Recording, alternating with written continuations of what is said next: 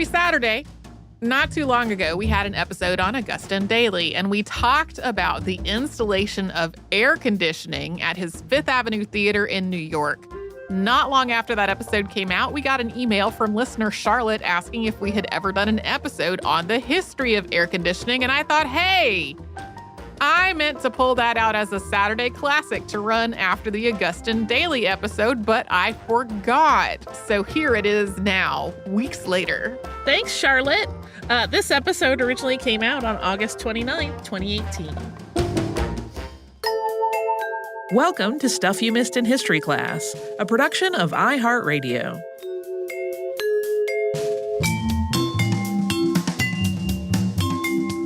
Hello and welcome to the podcast. I'm Tracy V. Wilson. And I'm Holly Fry. It's August, although by the time this podcast comes out, it could possibly be September. Not quite sure when this one's going to drop yet. And also, it's hot. That's what August means usually, for us at least. Yeah, for us, for sure. I started working on this episode on one of those days when I woke up and it was already 82 degrees inside my apartment. It is 86 degrees in my little studio right now. I am sitting with a cold pack draped over my chair. So I decided we should talk about the history of air conditioning. And sorry to our Southern Hemisphere friends who are always getting the episodes in which I'm complaining that it's hot. And so we're going to talk about ice or air conditioning or whatever when it's winter there. I could go there and complain about winter while you're here and complain about hot, because I love the heat, but that cold is not for me. So about a year ago, we did an episode on Frederick Tudor, who cut ice out of ponds in Massachusetts in winter and then turned that into a globally traded commodity. In that episode, we talked about some of the ways that people had been making ice and refrigerating things in warmer parts of the world before the establishment of the ice trade and the development of mechanical refrigeration. Things like people in the Indian subcontinent using earthenware vessels as evaporative coolers to make kind of a semi-frozen slush, or using saltpeter-infused water to chill bottles of beverages. Similarly, people all over the world had figured out ways to keep themselves at least relatively cool for millennia before the invention of air conditioning. And a lot of these methods are still in use in one way or another today. The most obvious starting point is the fan. People have probably fanned themselves with their hands or with relatively flat objects for about as long as people have existed. But in terms of objects created specifically as fans, we know that goes back at least 5,000 years. We have examples of hand fans from numerous ancient civilizations all over the world. The earliest fans were fixed or rigid and made of all kinds of feathers, fronds, textiles, and other materials. The first folding fans were probably developed in either Japan or China. There are examples from both that are about the same age, and both nations have their own lore about the development of the folding fan. And of course, fans themselves have their own history with all kinds of mythology and symbolism and etiquette and art and culture woven in.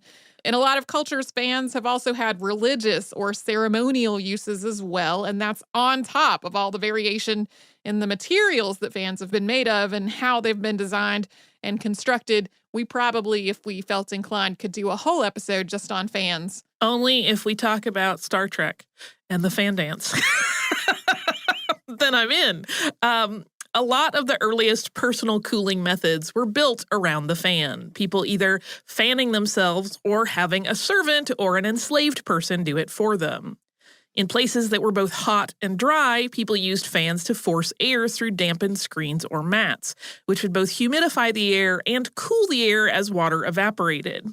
In places where it was hot and damp, people were more likely to use fans to move air over ice, although that still made the room even more humid, and depending on where that ice came from, it might also make the room smell like gross pond water. After President James Garfield was shot in 1881, his doctors used a variation on this fan and ice method to try to keep him cool, and that used almost 500 pounds of ice per day. Leonardo da Vinci developed a water-powered fan in about 1500, and mechanically driven fans powered by things like hand cranks were developed at about the same time. The first electric fan was developed by Crocker and Curtis Electric Motor Company in 1882. Then in 1884, William Whiteley developed the all-weather eye, which was a fan that attached to the axle of a carriage. So when the carriage was moving, the fan turned and it forced air over a block of ice that was mounted under the passenger area, sort of air conditioning the inside of the carriage. That's pretty ingenious. There are also all kinds of architectural features all over the world intended to keep people cooler. Before industrialization and the creation of air conditioning, most people lived in buildings that were adapted to where they lived. They used local materials and building techniques which were suited to the needs of the climate and the landscape. The whole idea is summed up as vernacular architecture. Vernacular architecture is absolutely full of ways to deal with heat and humidity, and there are so many that we cannot possibly name them all, just like we cannot possibly name every variation on the fan. But here are some examples. People on coasts oriented their homes to catch the sea breeze through the windows. Porches gave people an outdoor, semi-sheltered place to go when the house got too hot. And sleeping porches had bunks or hammocks already there for when it was just too hot to possibly go to sleep in the house. Thick walls, high ceilings, and large windows have insulated buildings while also allowing air circulation. Shady courtyards and fountains have offered respite from the heat. And in places where it's hot in the day and cool at night, thick walls made from mud or adobe absorb heat during the day to keep the inside cooler and then release it at night to keep the inside warmer. Then, of course, there's just planting trees to shade the buildings from the sun. In the southeastern United States, one common design was the dog trot house. This was a house with two halves separated by a roofed breezeway in between, which usually also connected a front and back porch. Usually the kitchen was on one side of the dog trot while the sleeping area was on the other, so you weren't heating up your bedroom while you were cooking your food. Dog trot houses were often built up on bricks or stones rather than resting on a foundation or the ground, and that allowed air to circulate under the house as well. And sometimes these are also called possum trot houses, and the same basic design is still used in some places today. My sister-in-law lives in a house just like this. Yeah, there are historic ones that still stand and newly built houses that are still following that same basic design. I remember when I was in college, there was one at the Botanical Gardens next door to the campus where we like to go sit around and read. Step wells are a way of dealing with the heat in very arid countries, especially on the Indian subcontinent. This is a pool of water, very, very deep underground, which people would reach down an incredibly long spiral or zigzag staircase. These pools had to be that deep underground because that's how far down you had to go to get to the water table. They were used as a water source, but then also having such a deep, dark underground shaft gave people a place to retreat out of the heat. Sometimes step wells were designed to serve as very large gathering places with intricate stairways and terraces, basically lots of places for people to go down there and chill out. A lot of these step wells fell into disuse as human activity lowered the water table, either gradually filling with trash or being taken over by animals. The British Empire also destroyed a lot of them under the idea that they were unsanitary. And this was kind of ironic since it was extremely fashionable for British people to complain about how miserable the heat was in colonial India. Today, though, some step wells are being restored and reopened as water sources, and the same principle has been used to design modern buildings that require less energy to cool. Wind catchers were common in Persian architecture starting thousands of years ago, and a lot of them are still standing and still working today. This is essentially a windowed tower that's built to take advantage of the prevailing winds. So exactly how the tower is designed, how many windows it has, and which direction it faces depends on where it's being built.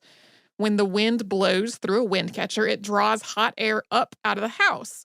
Sometimes there's also a reservoir of water or a very deep well inside the house. So as the hot air moves out, moist, cooler air is pulled up from below. A similar design was also part of ancient Egyptian architecture.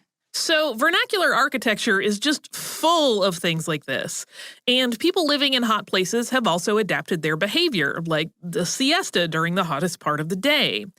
But as areas have adopted air conditioning, these traditional elements have tended to disappear as people instead design buildings that are going to be mechanically cooled. And we're going to start talking about that in some detail after we first pause for a little sponsor break.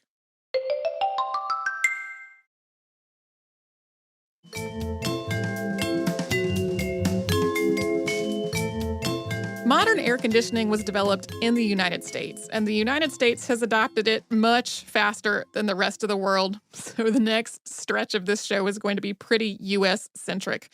The first person in the United States to write down some thoughts for creating a large-scale way to cool places was John Gorey. In 1842, he wrote about wanting to use mechanical condensation to, quote, counteract the evils of high temperature and improve the condition of our cities. He speculated about a massive city that could use one machine to cool off the entire place as well as to cool individual buildings. It's not clear whether he ever made a working prototype of this air conditioner he had in mind, but he did create a refrigerator that could make ice. He had this working at the U.S. Marine Hospital in Apalachicola, Florida in 1844, and he patented it in 1851. That ice was put to use in conjunction with fans to try to keep patients with malaria and yellow fever cool. By 1880, people were using fans and ice together to try to cool buildings on a much larger scale. That year, New York's Madison Square Theater was using 4 tons of ice per day to try to cool the theater in the summer. Before trying that, it would pretty much just not had shows in the summer. There's some overlap in the development of refrigeration and air conditioning. And in the late 1880s, people were also using refrigeration to try to cool whole rooms. Pipes were used to carry a refrigerant from a central station out to customers. And this central station refrigeration was mainly used to cool whole rooms for things like meat packing and cold storage. A few businesses did try to put central station refrigeration to use basically as air conditioning for people's comfort, though. In 1891, a restaurant called Ice Palace opened in St. Louis, Missouri. That used central station refrigeration to keep the whole building cool, and it also decorated the place with lots of pictures of wintry scenes. Over the next couple of decades, several people started designing the systems that evolved into modern air conditioning. Alfred Wolff created cooling systems for a number of buildings in the late 19th and early 20th centuries. In 1889, he created a ventilation system for Carnegie Hall, or Carnegie if you like that pronunciation, but most people accept Carnegie Hall as the pronunciation on that one. These included racks for blocks of ice. And that same year, he used chilling coils to cool the air in a dissecting room at Cornell Medical College, which seems like an excellent venue for air conditioning. In 1902, he created a fan-driven system for the New York Stock Exchange that cost $130,000, and it could heat and cool the building. In cold weather, steam boilers added heat and humidity, and in hot weather, the air moved over coils that were filled with a cooling brine to cool and dehumidify. At about the same time, engineer Stuart Kramer was working in textile mills in the South. Especially in the winter, the air in these mills would become very dry, which was a problem. Cotton thread is a lot more brittle and likely to snap when it's too dry. Wool is a lot easier to work when it's properly moist. Plus, static electricity when working with a bunch of textiles in too dry air could be just unbearable. Kramer developed systems that combined ventilation with humidification. They basically circulated the air while also releasing a very fine mist of water. The word that he coined for this combination of temperature and humidity control was air conditioning.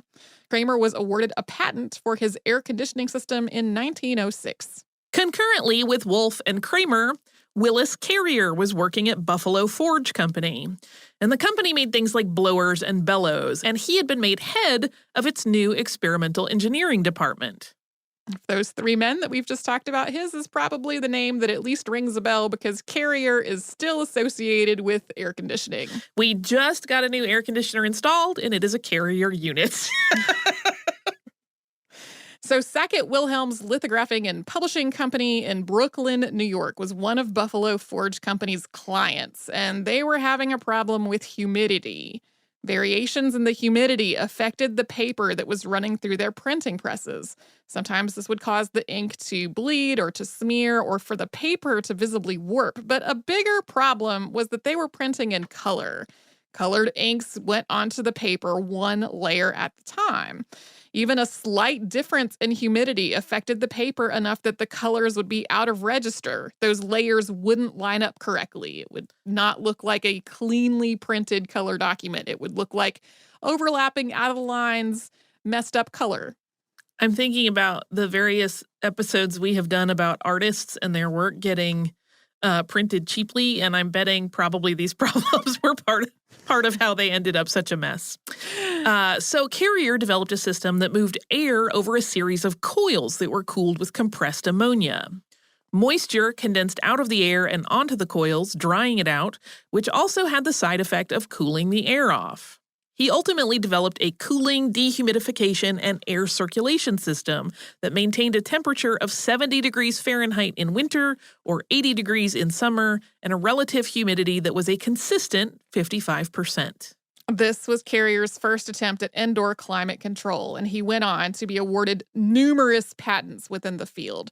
The first one was issued in 1906. That was U.S. patent number 808897, apparatus for treating air. It described a process for forcing air through a spray of water and then through a set of baffles to remove any kind of pollutants or impurities before then heating or cooling it and adding or removing humidity. In late 1907, Buffalo Forge Company established Carrier Air Conditioning Company of America as a subsidy. Willis Carrier was vice president and chief engineer. Among the first clients were flour mills and Gillette. Too much humidity was causing the razor blades to rust. In 1911, Carrier gave an address on his rational psychometric formulae at the American Society of Mechanical Engineers. This was also published in the Society's journal, and the printed version started, quote, a specialized engineering field has recently developed, technically known as air conditioning, or the artificial regulation of atmospheric moisture. The application of this new art to many varied industries has been demonstrated to be of greatest economic importance. When applied to the blast furnace, it has increased the net profit in the production of pig iron from 50 cents to 70 cents per ton. And in the textile mill, it has increased the output from 5 to 15%, at the same time greatly improving the quality and the hygienic conditions surrounding the operative. And many other industries, such as lithographing, the manufacture of candy, bread, high explosives, and photographic films, and the drying and preparing of delicate hygroscopic materials such as macaroni and tobacco. The question of humidity is equally important. While air conditioning has never been properly applied to coal mines, the author is convinced that if this were made compulsory, the greater number of mine explosions would be prevented. The paper goes on to detail all kinds of formulas about temperature, humidity, and dew point, how they're interrelated, how they can be adjusted, and what the effect of those adjustments would be. So that introduction to the paper and the paper itself highlight a couple of things. One is that initially, air conditioning had a slightly different meaning than it does today. Today, we most associate air conditioning with keeping things cool and not too humid. Another is that almost without exception, it was not about the workers' comfort. It was about the products they were making and the temperature and humidity needs of the materials and equipment they were working with in order to make them more productive and to make the business more profitable. You can be hot and sweaty, but the paper cannot. Correct. We're going to get into how air conditioning finally became a household commodity after we first pause for a little sponsor break.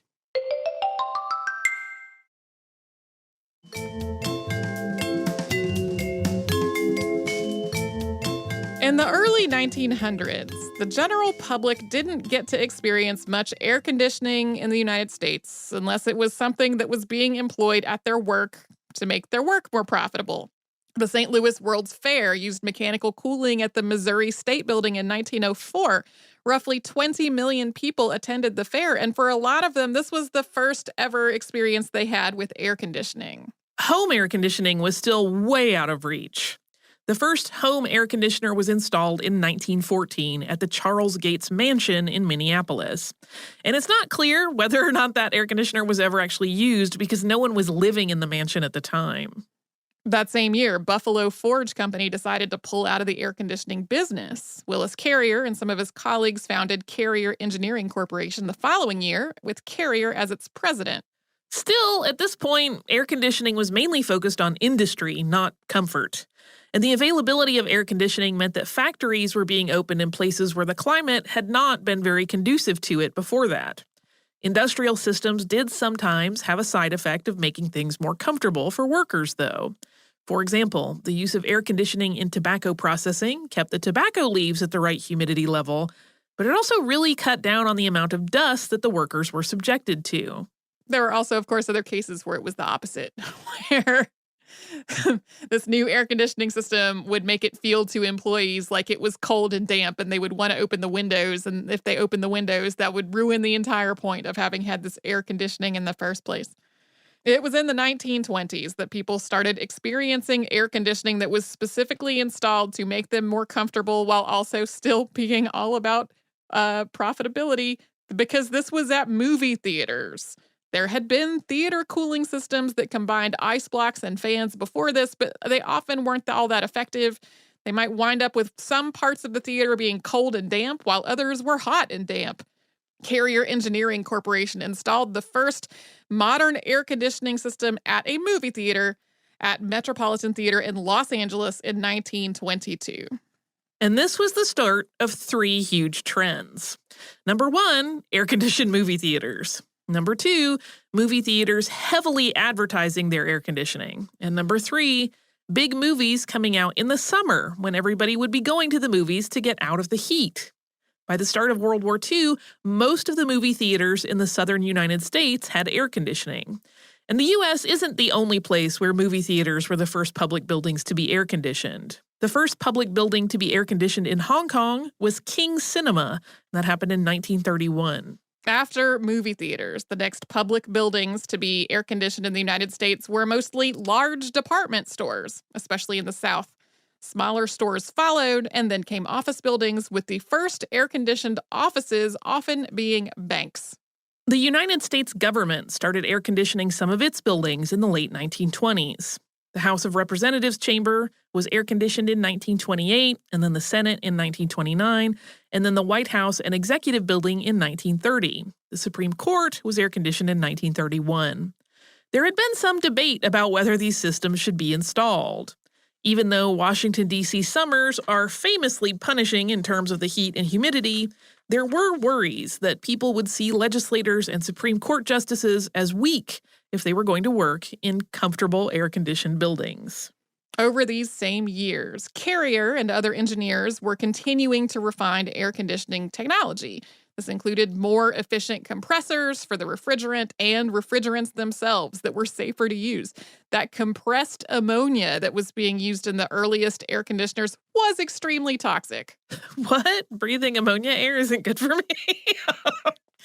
Even so, by the 1920s, home air conditioning was still pretty rare unless a person was perhaps so wealthy that they could afford to install one at their unoccupied mansion in Minnesota.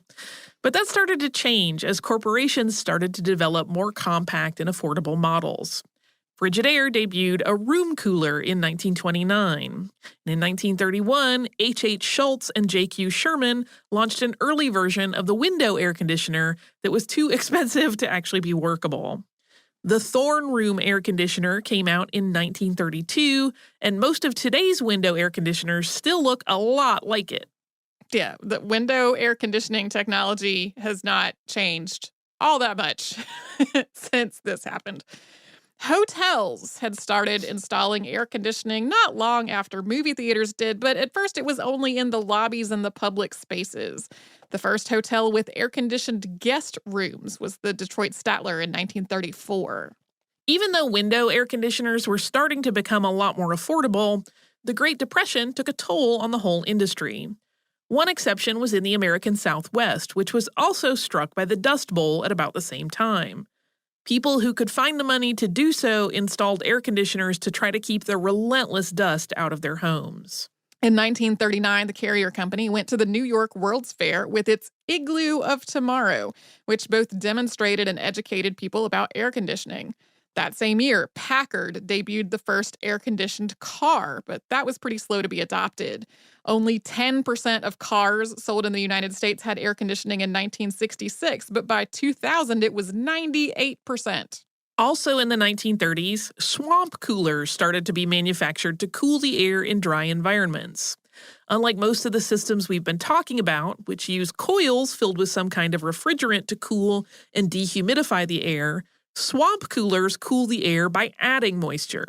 Greyhound started air conditioning its buses in 1940, and in 1942, power plants in the United States started implementing summer peaking to handle the increased electricity demand caused by all this air conditioning. The first really affordable window units hit the market in 1951, which put air conditioning on the way to becoming almost ubiquitous in the United States. Even though John Gorey's first attempt at creating a cooling system was all about patients in a hospital, hospitals were slow to adopt air conditioning. By 1962, only 15% of hospital patient rooms in the United States were air-conditioned. That same year, a Federal Housing Administration official was quoted as saying, quote, "Within a few years, any house that is not air-conditioned will probably be obsolescent." I couldn't find data about public schools, but just as a side note, I was in public school in North Carolina from 1980 to 1993. I was almost never in an air-conditioned classroom, nor was my college dorm air-conditioned. I'm a few years ahead of you, but by that point, I was in Florida and everything was air-conditioned. So Yeah. So the only classrooms I remember being air-conditioned were in one case, being in a newly constructed part of the school that was like brand new.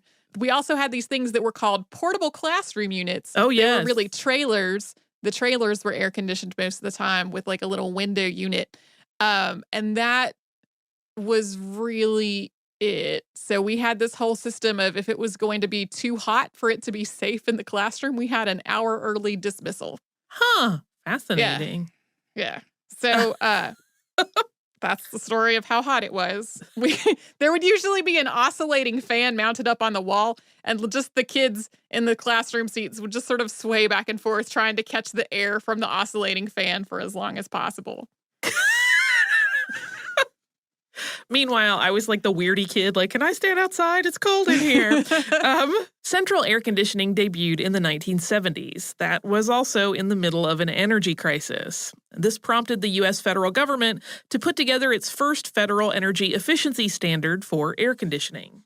So to be clear, when central air conditioning debuted, there were plenty of places that were having the whole building air conditioned, but this was like a custom designed system most of the time rather than having a model for central air conditioning that could be applied to a lot of different homes. Like we said earlier, air conditioning was adopted much faster in the United States than in the rest of the world. In 1980, half of the world's air conditioning was installed in the United States. This means that the United States has also been using a lot more electricity on air conditioning than the rest of the world has, even as other nations have started adopting air conditioning a lot more rapidly in more recent years.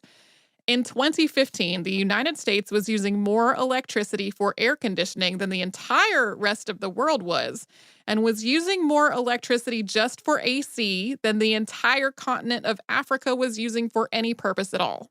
According to the Energy Information Administration's Residential Energy Consumption Survey that was released in 2011, 87% of households in the United States have an air conditioner or central air. By comparison, 11% of households in Brazil and 2% of households in India had air conditioning at the same time. However, the popularity of air conditioning is spreading, and it's already approached the saturation point in some other countries, including China, South Korea, and Japan. In 2010, 50 million air conditioning units were sold in China alone. This has, of course, led to environmental concerns as global adoption of air conditioning starts to align with what already happened in the United States. According to some estimates, electricity demand for air conditioning could increase tenfold by the year 2050. That is on top of concerns about refrigerants and their effects on the environment. Listeners of a certain age will probably remember concerns about the chlorofluorocarbons like Freon, which were banned in the late 1980s because of their role in depleting the planet's ozone layer. And then there's the fact that air conditioners pump hot air out and cool air in. So the air just gets hotter around any building where air conditioning is used, which then requires more air conditioning. So in some places, architects and designers are looking at ways to incorporate some of those elements of vernacular architecture so that it doesn't take quite so much electricity and mechanical air conditioning to cool the place off. The existence of air conditioning has also had a huge impact on so many things, including architecture, human behavior, and demographics. Everything from fewer premature deaths during heat waves to the existence of computers, since their components can't really be manufactured without temperature and dust control. The advent of air conditioning has been credited with people retiring to the South, particularly to Florida. It's also been credited with leading to more industrialization and urbanizing parts of the American South. There is still some debate about correlation versus causation, but in general, air conditioning has been cited as one element in a massive Southern population boom in the last 50 years. As one example that ties all of this together, during the post-World War II baby boom, huge numbers of white middle-class Americans were buying houses in the suburbs. Many of those newly designed houses were built to be cooled through air conditioning. Particularly popular in the region of the southern U.S. that's known as the Sun Belt was the ranch house, one-story, flat, often with a large picture window in the living room but small, narrow windows elsewhere. It had none of the vernacular design elements that we talked about earlier meant to help a building stay cool, because it was meant to be cooled with AC. And then there's another trend that wraps back around to how air conditioning really started out to help industries. According to research by economist William Nordhaus, around the world, as a general trend, the hotter the average temperature, the less productive people are. In the past, this trend has been used to prop up racist stereotypes about people from the hottest parts of the world.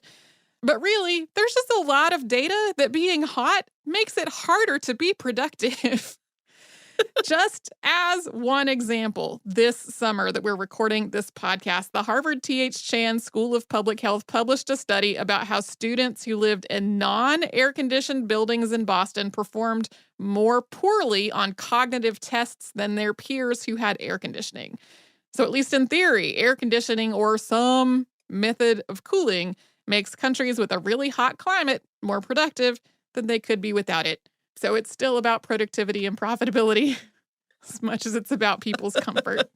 The two are kind of inseparable, really. Yep. Which is part of how it all works.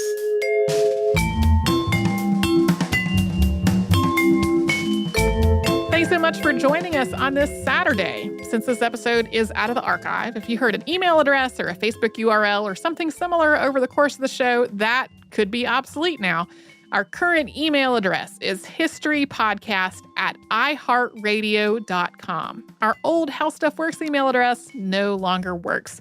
You can find us all over social media at Missed in History.